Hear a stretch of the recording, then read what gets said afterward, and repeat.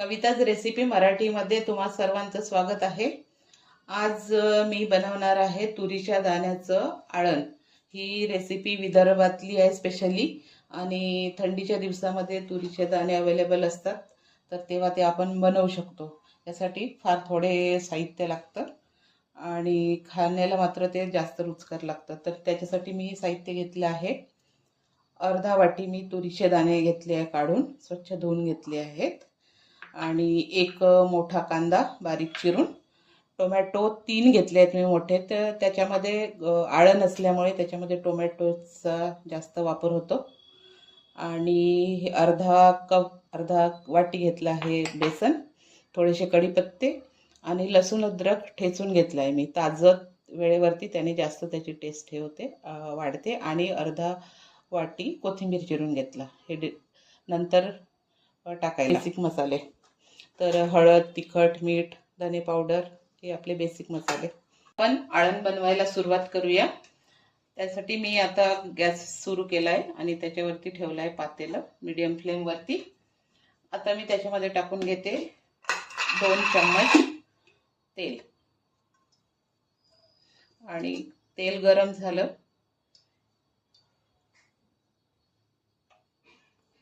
2 चम्मच तेल गरम व्हायला आलं तर आपण आता त्याच्यामध्ये टाकूया अर्धा चम्मच मोहरी,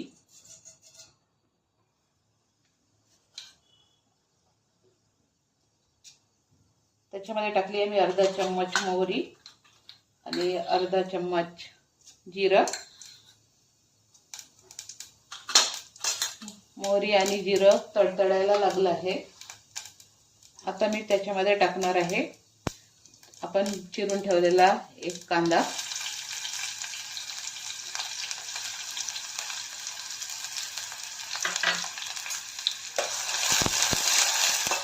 कांदा चांगला आपण परतून घेऊया। कांदा चांगला परतला की मग आपण त्याच्यामध्ये बाकीचे मसाले घालूया। तर मी आता थोडीशी फ्लेम वाढवते आणि आता आपला कांदा चांगला परतून झाला आहे। त्याच्यामध्ये मी टाकणार आहे थोडेसे कढीपत्ता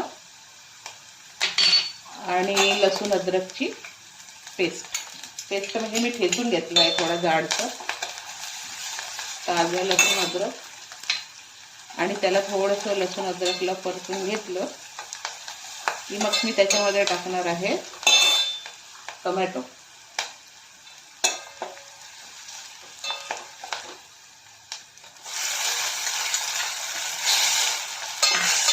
आता टोमॅटोला चांगला आपल्याला 2-4 मिनिट चांगलं परतून घ्यायचं आहे सॉफ्ट होईपर्यंत। टोमॅटोला मी आता चांगलं 3-4 मिनिटं चांगलं परतून घेतलं आहे आणि आता ते हे चांगलं सॉफ्ट झाले आहेत टोमॅटो। आता मी त्याच्यामध्ये घालणार आहेत आपले बेसिक मसाले।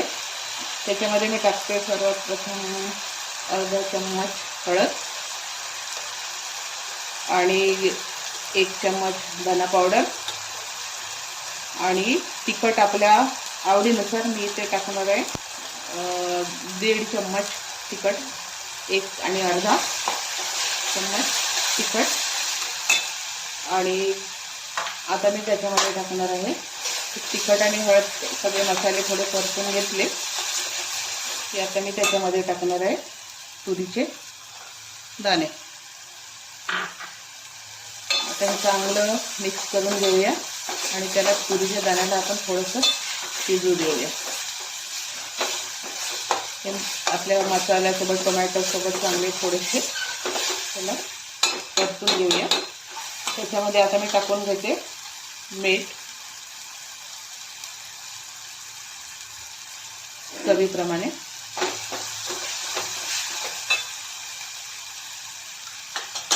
आणि थोडीशी कोथिंबीर।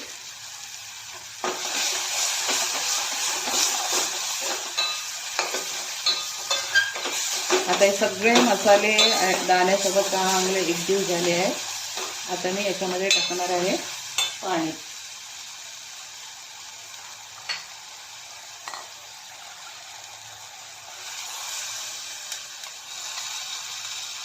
याच्यामध्ये मी टाकलं आहे 3 वाटी आणि अजून थोडंसं पाणी. आपल्याला जेवढं क्वांटिटी बनवायची आहे तेवढं आपण टाकू शकतो.